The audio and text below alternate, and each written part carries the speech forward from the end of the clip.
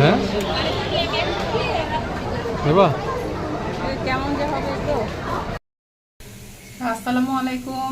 আজকে আবার একটা নতুন ব্লগ শেয়ার করতেছি আপনাদের সঙ্গে। তো হলো দেখুন, আমি এখন অনেকক্ষণ ধরেই করতেছি। এই যে এখানে গাজর গ্রেট করে নিচ্ছি, অনেক গাজর করে নিচ্ছি। তো এখানে ছিট পিঠা তৈরি করতেছি।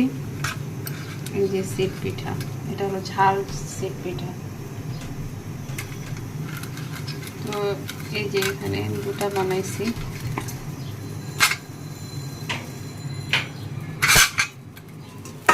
আর এই যে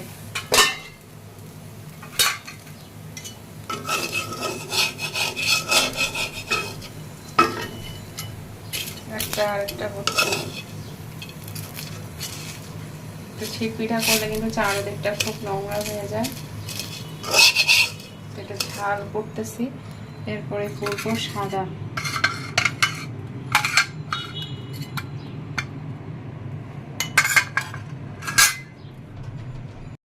তো এখানে ছিট পিঠা, ঝাল ছিট পিঠা করতেছি। আর হলো এখন দিব আর কি। আর এই পিঠাটা করলে কিন্তু চারপাশটা খুব নোংরা হয়ে যায়, এই জন্য এই পিঠাটা করাটা খুব বিরক্তকর। খেতে দারুণ লাগে। এটা সাদাও হয়, মানে ননটা হয়, আবার ঝাল টাইপের হয়। তো আমি এখানে নন ঝাল করতেছি প্রথমে। ঢাকনা তুলবো, তোলার পরে এই যে দেখুন উপরে উঠে আসছে, জিনিসটা হয়ে গেছে। আর এটা কিন্তু খুবই তেল ছাড়াই জিনিসটা হয়ে যাচ্ছে। নন স্টিক প্যান হলে এমনি এমনি হয়ে যাবে, আর নন স্টিক ছাড়া হলে একটু সামান্য তেল ব্রাশ করে নেবেন। তো এই যে হয়ে গেল ছিট পিঠা, এটা ঝাল ঝাল ছিট পিঠা। তো এই যে এখানে আরও কয়টা করছি, এই যে এখানে। আর এই ব্রাশটা দিয়ে আমি আসলে অল্প একটু তেল ব্রাশ করে নিচ্ছি। তো এই হয়ে গেল ঝাল ঝাল ছিট পিঠা। এই যে দেখুন এখানে আমি আরও কয়টা করছি। যে তো খুবই এটা আমি খেতে খুবই ভালো লাগে। তো এই যে সাদা বলছিলাম না, নোনতা বানাবো শুধু। এই যে নোনতা বানাচ্ছি। তো একই এর মধ্যে করতেছি, পাত্রে করতেছি। তো ওই জন্য একটু ঝাল জিনিসটা একটু আশপাশে তো লাগবে। তো যাই হোক, এটা হলো একটু মাংস দিয়ে খাওয়ার জন্য, মানে মাংস ঝোল দিয়ে। এটা মানে চাউলের রুটির মতো করে খাওয়া যায়। তো এই যে দেখুন এখানে সাদাগুলো বানায় রাখছি। আর এই যে এখানে ঝাল কটা খাওয়া হয়ে গেছে অলরেডি।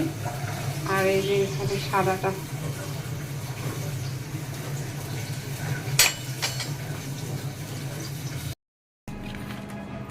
তো এই যে বানালাম এটা, এখন এই যে মাংসের ঝোল দিয়ে খেতে দিব।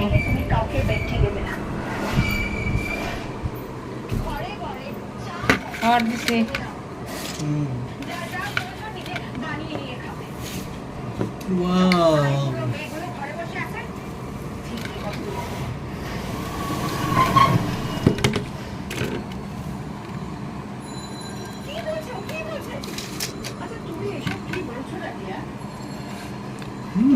Heavy tasty. ভালো লাগছে? অনেক সুন্দর লাগছে, অনেক অনেক। তো এখানে কাঁচা আমটা একটু পাকে পাকে গেছে, তো সেই আমটাই কেটে একটু লবণ মরিচ দিয়ে মেখে নিচ্ছি। তাহলে ভাতের সঙ্গে এমনিও খাওয়া যাবে।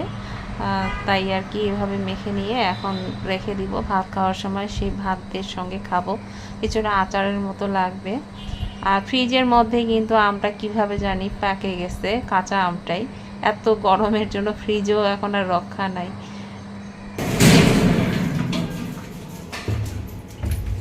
তো আমরা এখন একটু বের হলাম, কারণ আজকে হলো একটা দাওয়াত আছে। তো দাওয়াতে যাচ্ছি, বলতে পারেন যে একটা ফাংশনের দাওয়াত, বিশেষ স্পেশাল আমাদের ফ্যামিলির দাওয়াত আর কি, গেট টুগেদার। তো চলুন আমাদের সঙ্গে থাকুন। আজকের ভিডিওটা খুব এনজয় করবেন আশা করি, ভিডিওটা সঙ্গে থাকুন। রিক্সায় উঠলাম, এই যে যাচ্ছি।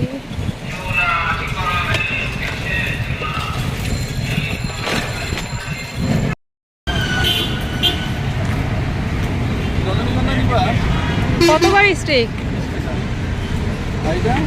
এগুলো? কত ফুল? এগুলো 30 টাকা। রজনীগন্ধা নিয়ে গেল। 4-5 দিন লাগাতার ঘুরছি না, ওই জন্য আজকে সকালে আনা মাছ। দুইটা রজনীগন্ধা নেই, ভালো বলি দিব না, কোথা দিব? ফুটা দেন, ফুটাই তো ভাল লাগবে না, যেহেতু বেশি তো ফুল না। আর এগুলো চন্দ্রমল্লিকা না, এগুলো কত করে?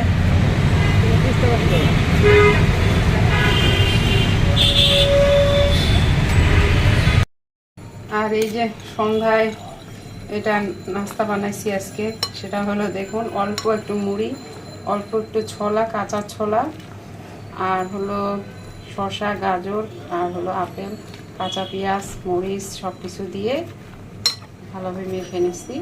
খুবই অল্প একটু নাস্তা করা হচ্ছে।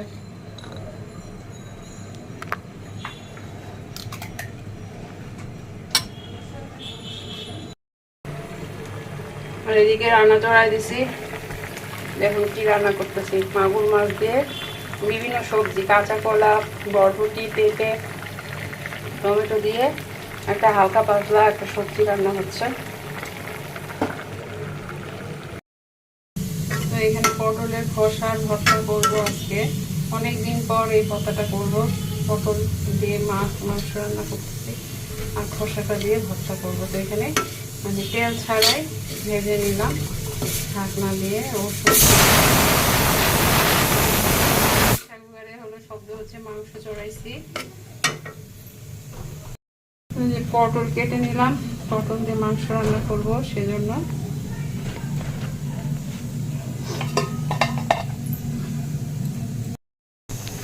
এই যে পটলের ভর্তাটা মানে শিল পাটায় করে নিলাম। শিল পাটায় করে নিলে আর কি ভর্তাগুলো না বেশি মজা হয়, আর মিক্সিতে করলে জিনিসটা একটু লিকুইড হয়ে যায়, খুব একটা টাইট টাইট জিনিসটা থাকে না। কিন্তু শিল পাটার ভর্তার একটা আলাদা মজা। এই যে অনেকটাই হয়ে গেছে বাটা, আর একটু বাটবো, হয়ে যাবে। সরষের তেল দিব, আর একটু লবণ টবণ চেক করে দেখবো, লবণ দেওয়া ছিল।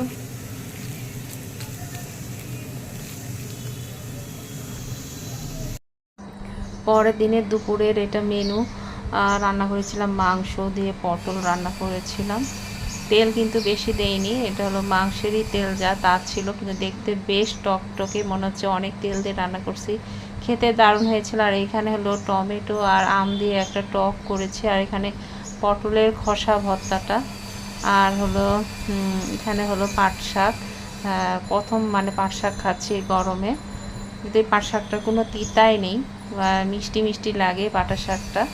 তো এই আর কি, গরমকালে এরকম রেসিপি থাকলে মানে খেতে দারুণ লাগে, খুব মজা লাগে আর কি এরকম খাবার দাবার। আর এখানে কিছু ভুনা মাংস একটু তুলে রাখছি। তো আজকে হলো 1 মে, ছুটির দিন। তো আজকে বরের দ্বারা একটু কাজ করাই নিচ্ছি। আজকে জাতীয় শ্রমিক দিবস, আজকে উল্টা আমি কাজ করতেছি, শ্রমিক হয়ে গেছি। নিজের পাশে নিজে কাজ করলে শ্রমিক মানুষ হয় না কখনো। ওই তো এখন শ্রমিক নিয়োগ দিছো তুমি। তা আমি সবসময় ফ্যান পরিষ্কার কিন্তু আমার দ্বারাই হয়, কারণ এখন আমি বললাম যে ফ্যানটা দেখো কি অবস্থা হয়েছে, এখন তো আমি করতে পারবো না, করতে গেলে আমার অনেক কষ্ট হবে ব্যাপারটা। তো ওই জন্য আর কি, যাই হোক, আমার বরের মনে একটু ইয়ে হয়েছে আর কি, করে দিচ্ছে। তো আজ গরমটাও অনেক পড়ছে, আর এই অবস্থায় না করলেও উপায় নেই, কারণ ফ্যানটা কি অবস্থা হয়েছে, এগুলো তো আমাদের শরীরেই পড়বে। সারাক্ষণ ফ্যান তো লাগেই, এখন এসির সঙ্গে ফ্যান চলতেছে। হ্যাঁ, দুইটাই। ওই জন্য ময়লাগুলো সব হ্যাঁ, যেন দরকার এটা করা। আর বারান্দায় আবার কাপড় শুকানোর জন্য কিছু দড়ি টাঙায় দিল। আজকে যত শ্রমিকের কাজ, শ্রমিক দিবসে আজকে আমাদের শ্রমিক বানাইছে। হ্যাঁ, যাক, এটা ইতিহাসের পাশায় লেখা থাকবে, মনে রাখতে পারবা।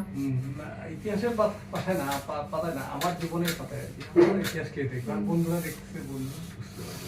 নিজেদের জীবনেরই প্রত্যেকটা ঘটনা যদি মানে লেখা যায় বা বলা যায়, সেটাই ইতিহাস আসলে। ইতিহাস আর এটা তো গিনেস বুকে নাম লেখাবে না, কেউ দেখবে না। আমরা আমাদের মতো সাধারণ মানুষই তো অসাধারণ হয়ে ওঠে। কি বলতে চাচ্ছ? তো উনি খালি গায়ে আছে, কারণ খালি গা না হলে তো কাজকর্ম করতে প্রবলেম। তবে খালি গা না হয়ে একটু কিছু পড়াই ভালো, এতে বেশি আরো ঘাম হয়। ঘামটা হয়ে যায় শরীরের মধ্যে, তোমার ময়লাগুলো আরো বেশি পড়তেছে। মানে এগুলো পড়তো না আগে, তো যাই গোসল করবো একটা এখন। কাপড় পরা উচিত, মানে একটা হালকা কাপড় হলো পরা থাকা উচিত। Oh my God, এটা তো যাই হোক, ওরা ও যেই বুঝে সেই কাজ করতেছে সেইভাবে। কাজ করার ইচ্ছা এটা বহুত কথা, বড় কথা। হ্যাঁ, বড় কথা। সঙ্গে যে হেল্পম্যান আছে, আমি হেল্প করতেই আছি, আমার অন্য কাজ বাদ দিয়ে আসি দাঁড়ায় অ্যাসিস্ট্যান্ট। এখন এটা আমি যে মানে ওয়াশ করতেছি, তো এটার এখন এই যে তুমি একটা জিনিস বুঝো, তাহলে আমি যখন করি কাপড়টা তখন কি আমার কাছে থাকবে, তখন কাপড়টা এই তো তোমাকে বের করতে এরকম হবে, করে এটা একটা তুমি যে করবা। বলবো, সেই লোকটা আমার পাশে থাকে না। এটা বুঝো কষ্টটা। এই কাপড়টা তো তুমিই রাখো, কোথায় ছিঁড়া কাপড় আছে, কোথায় কি তারপর আছে। অনেক সুবিধা কাজ করায় নেও তোমার দ্বারা। তা ঠিক, আমার কাজ করতে গেলে আমার সঙ্গে একটা টুটা করে যে একটা কেউ বলবে দিবে, সেটা তা থাকে ঠিক, না। একটা কিছু আগায় দেওয়ার লোক নাই, এটা সত্যি। যাই হোক, যার কষ্ট তার, কেউ তার কারোর কষ্ট বুঝে না। সবার কাছে সবার কষ্টটাই বড় জীবনের। কত ঘামে যাচ্ছি বাবা, আচ্ছা ঠিক আছে, আর আমার হাত তো ব্যথা হয়ে যাচ্ছে। প্রচন্ড গরম। ঠিক আছে, দেখালাম আপনাদেরকে, সবকিছু আমরা শেয়ার করি, সুখ দুঃখ যত কিছু আছে আমাদের সবকিছু। আপনারা হলো ভাগিদার, আমরা করছি আপনাদেরকে। আমাদের বন্ধু বন্ধু পারিবারিক লোক, পারিবারিক ফ্যামিলি, ফ্যামিলি, ফ্যামিলিটা বলবো না, এটা ফ্যামিলি, বড় ফ্যামিলি আমাদের, ইউটিউব ফ্যামিলি। ফ্যামিলির লোক। আপনাদের সবকিছু আমরা শেয়ার করি, আর বিশেষ করে সুবর্ণার 1 নাম্বার ফ্যামিলি আপনারা। সবসময় ও একা থেকে আপনাদেরকে মিস করে খুব। আপনাদেরকে না শেয়ার করলে আমাদের ভালো লাগে না, এটাই হলো আমাদের হয়ে গেছে প্রবলেম। ভালো লাগে আমাদের যে কোনো কিছু শেয়ার করা। আমাদের যেহেতু আমার ডেইলি লাইফ অনুযায়ী তো আমরা ইয়া করছি, চ্যানেলটা ওইভাবে আমার ডেইলি লাইফ অনুযায়ী। আর ও আরেকটা জিনিস, ওটা কিন্তু ও কিন্তু বালিশের ওয়ার্ড দিয়ে প্রথমে করলো, তো তো দেখলেন না, একটা এটা ময়লা সবাই পড়লো, জানে সব আসলে ভিতরে এখনকার ঢুকে দিনে, গেছে। আর বলার কিছু থাকে না, তবু বললাম। সব এই এই থলের যে ভিতরে ময়লাগুলো ঢুকে কিন্তু গেছে। নিচে পড়লো না, এই থলের ভিতরে ঢুকে গেছে, যে ভিতরে হ্যাঁ, ঢুকে সব গেছে। ওখানে। এটা তো আপনারা জানেন পদ্ধতিটা, একদম সবাই জানে এখনকার দিন, ওইটা আমাদের বলার কিছু নাই আর। বালিশের ওয়ার্ডেই করতে হবে, ঢাকা দিয়েই করতে হবে। ঠিক আছে, রাখি।